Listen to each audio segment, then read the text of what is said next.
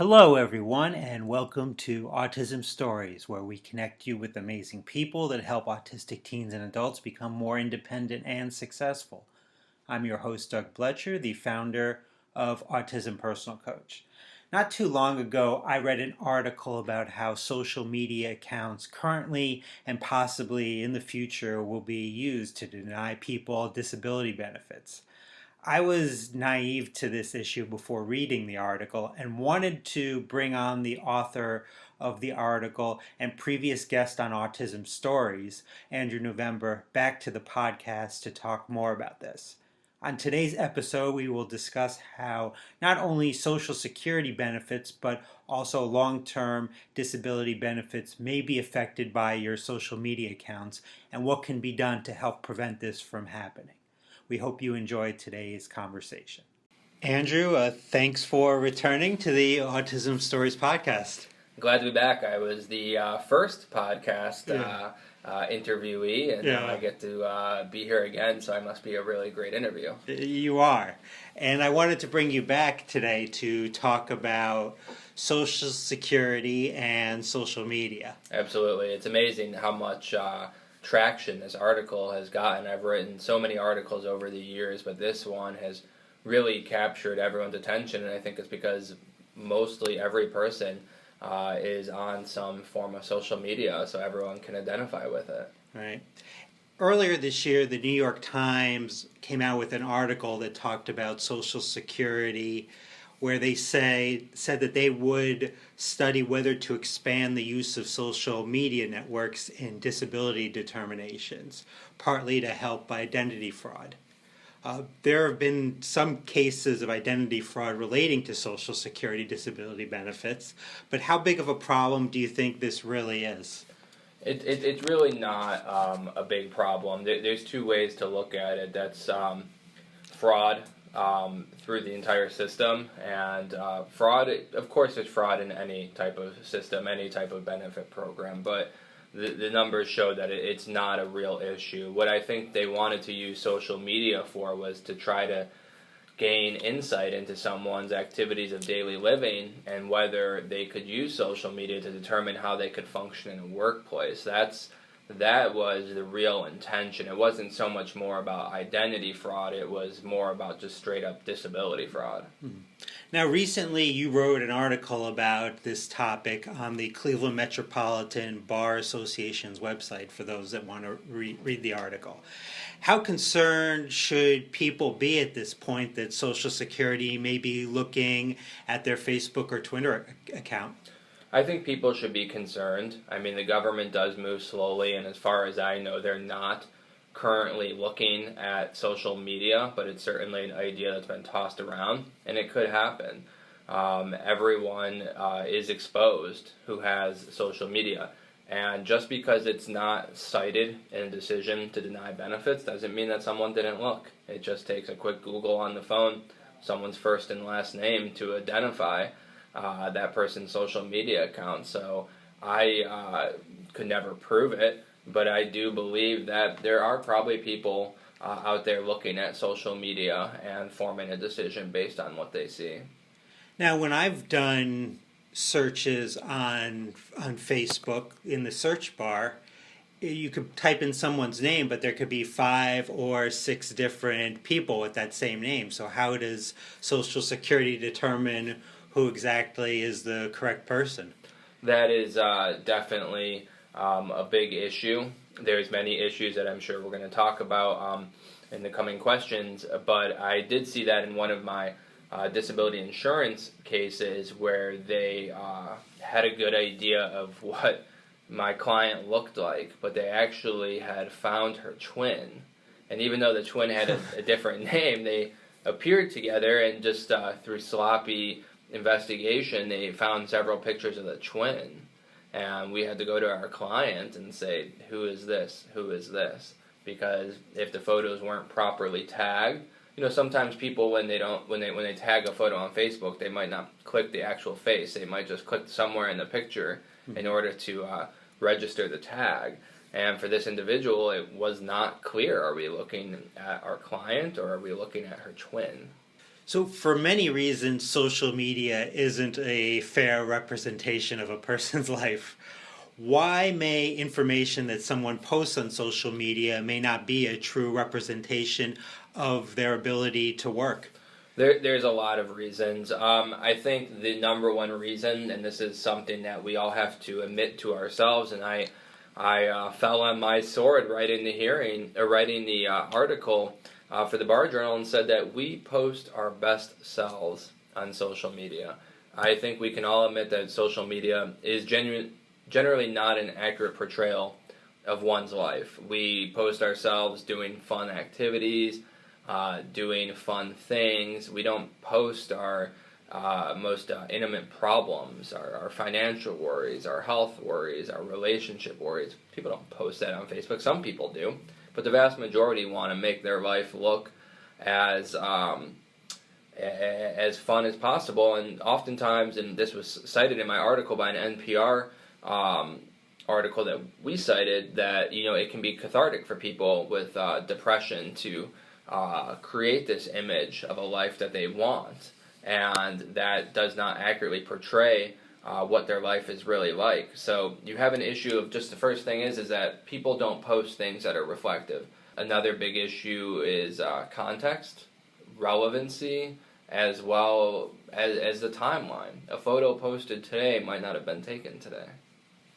Now, many times photos will, like you said, will be posted on social media that could have been taken a week, a month, a year ago, or maybe even longer. How does Social Security know that if I post a picture on September 8th that is actually from that day and not from years ago when using this to determine disability benefits? I can look at my own personal life and immediately spot two issues. One, my wife is a very big fan of something called Time Hop. And I think it's an app that she has installed on her Facebook account where it brings up memories. So, today is September 9th. And it might show her what she was doing September 9th, going back 15 years, as long as she's been on Facebook. Now, you have to be a real social media sleuth if you're going to review her wall or my wall to say, is this a time hop photo that's being reshared?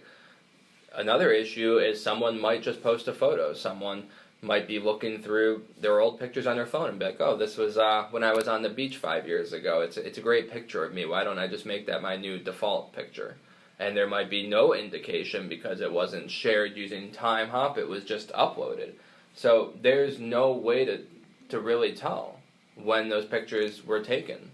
So it seems that Social Security is just looking at social media as an additional tool to deny benefits rather than to understand each applicant's potential need for disability benefits. Is this an accurate statement on my part of what you feel like they're trying to do? 100%. That's an accurate statement. I believe that social media is using it to deny cases. One of my biggest fears is that they might see someone, I'm doing air quotes right now, working. And if you see someone in a picture and it looks like they're at an employer, that picture doesn't say anything. What if they were not working? What if they were volunteering? What if they're there in a therapeutic work program? What if they're there in a work program that was sponsored by the state? What if they're there for only a couple hours? I mean, there's so many reasons why a picture of someone working, they might not actually be working. They might not be paid for what it looks like is actual work. Absolutely. There's no context with Facebook posts. Right, and they would have no idea in terms of if someone could keep up what they're doing in that picture or video over a week's 40-hour week, or be able to maintain employment. Sure, an individual can be found disabled if they can show that they're unable to work 8 hours a day, 5 days a week. That's your typical 40-hour week. So an individual might be able to work a couple hours a day, maybe even 5 days a week, and that picture on social media might capture that. However, that picture does not give evidence that the individual is working 8 hours a day, 5 days a week, and it could be used to instigate an unnecessary investigation into a case, which, to me, if that's going to be the basis to spur an investigation, is going to just waste taxpayer dollars to do investigations over something that we know doesn't provide accurate context of someone's work activity. A picture, it seems, leads to a lot of assumptions. Absolutely. A picture, they absolutely do. They're a quick capture of a moment. Anybody can smile with their spouse, and it can look like the best life. A nice suit, nice dress, some great lighting. That doesn't talk about what happened in the other 24 hours of the day. That picture is a split second, and it's someone that's posing, that's the key word, posing, to make themselves look like they want to be perceived by their social network. Now, when Social Security proposed that they would start to look at social media in determining disability benefits, it has brought much attention to this issue. However, insurance companies for years now have been looking at social media accounts for long-term disability beneficiaries. Can you start by giving us a definition of what long-term disability is and tell our listeners approximately how many United States employers offer this type of insurance? Sure. Long-term disability is very prevalent. Most people don't even know they have it until they get denied on a claim for it. So what it is it's disability payments. Sometimes it's called income replacement. That's oftentimes provided by employers. So when individuals go to work, they may be offered short-term disability, which will typically cover disability payments for up to 6 months, and then they can get what's called long-term disability, which typically provides payments up until full retirement age. Now, it's completely up to the discretion of the employer whether to offer it. It's typically part of someone's compensation package. It's administered in a couple different ways. Sometimes it's straight up provided by insurance companies. An employer will contract with an insurance company, and the employer or the employee, or both of them together, may pay insurance premiums, and therefore the employees are insured against a disability. Sometimes employers are so large that they're self-insured, and they might just hire what we call claims administrators to make those decisions. Now, I was so excited about that New York Times article and finding out that our own senator here in Ohio, Sherrod Brown, picked up on it, because this is not a new issue. Any attorney or any person that's receiving disability benefits through a long-term disability case is probably aware of this. This is a dark secret that's been happening in the long-term disability field for a long time, and it's great, but it's also a shame that it took in the Social Security attempt to do this, to bring it to light, because this is something we've been dealing with for years. Are insurance companies just having their claims adjusters look at social media to determine if someone should initially receive long-term disability, or does this surveillance go beyond that? I've seen it both.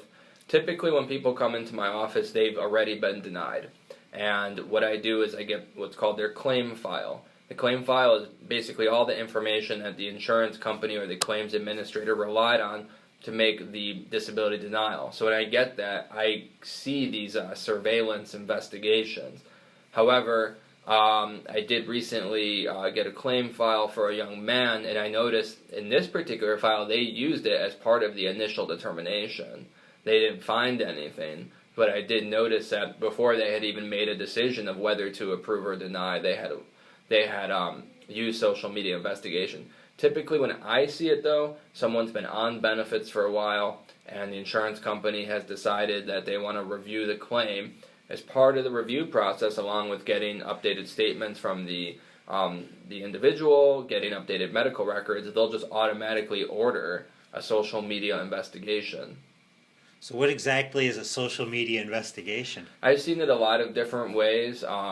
Sometimes they will pay for these services. I've been Googling them every time I see them. There's a lot of companies out there that'll just, you provide the name of the individual, you pay the company a fee, and they'll start doing a review. Other times the insurance companies will do it themselves. Typically what they look at are the big three: Facebook, Twitter, and LinkedIn. I haven't seen anything with Snapchat or Instagram or maybe social media apps that I'm not even familiar with. I almost always see it with Facebook, LinkedIn, and Twitter. And what they'll do is they go through and they take screenshots of every single page. They'll, as much as they can get, they'll screenshot, and they'll try to use that as evidence of someone's fraud. Again, air quotes around the word fraud, or evidence of a higher functional capacity than is being alleged by the individual that's insured for disability benefits.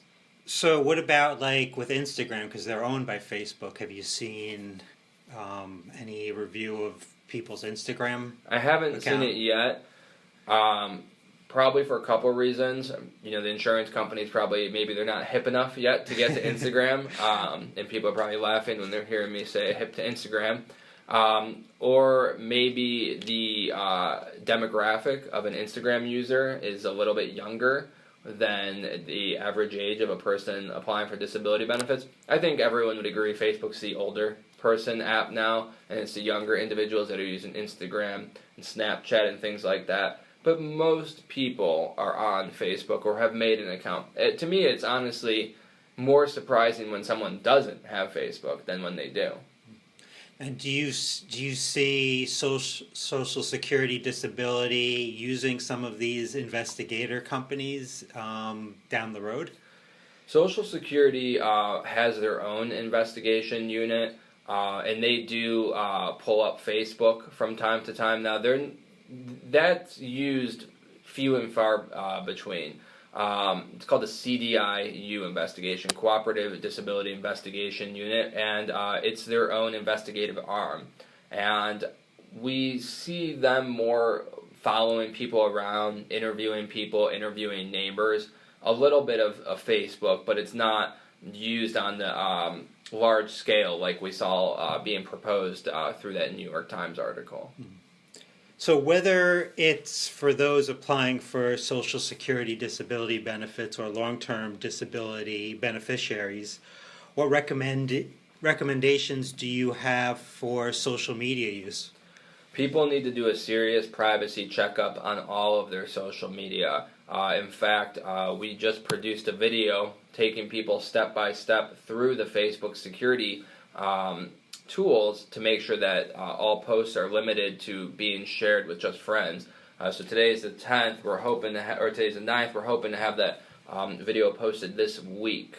And so by the time this podcast is up and running, it should be available on our Liner Legal Facebook page with step-by-step instructions of how to do a privacy checkup. The most important thing is individuals want to make sure, and right now I'm just talking about Facebook, that not only are their future posts limited, but also their past posts. And when you watch our video, you'll see how to limit both future and past posts. So nothing should be shared with anything beyond friends. That's a particular setting. You can share your pictures and your posts with friends only. I believe that the default is public. So people have to take proactive measures to go in there and make sure that their posts are limited. Otherwise, they're susceptible to anyone out there to reviewing them. Well, Andrew, really appreciate you taking the time to talk with us today about this important issue. Yeah, it's my pleasure. It's going to only get worse because as our lives continue to get more digital, that means we're going to be exposing more of ourselves on social media. I don't see social media going away or getting curtailed in any sense. So instead of just trying to overturn denials based on social media, it was my decision to start preventing it from happening in the first place. So you don't have to be a client of ours to watch our videos, to get our tips. You don't even have to interact with us. Just watch our video, share it, like it so other people can see. But everyone, there's no reason to expose your information to the public. Even if you're not under a disability now, you may be in the future, and your current actions may be used against you in the future. Thank you for listening to today's episode, and thank you to Andrew for the conversation. Andrew's message is another good reminder about how we use social media and really giving more serious thought about information we post on there before hitting the send or share button on those networks. Social media is there to make the world a more connected place, and that potentially can have good consequences, but also there can be some bad consequences as well. It's all about context and about how we use those platforms. Did you know so often autistic teens and adults struggle with anxiety and as a result don't have success in their lives?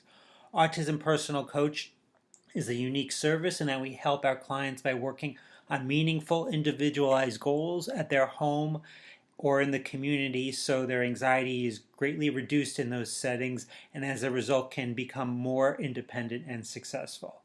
To get an autism coach for a loved one or yourself to achieve your goals or dreams, it's very easy. All you have to do is email autismpersonalcoach@yahoo.com or call 216-336-5889 and request a coach today. On the next episode of Autism Stories, we will talk about the challenges of flying for those with disabilities and what can be done to make it less stressful. Talk to you then. Conversation issues, keeping it short, even with practice, we still struggle to having a relationship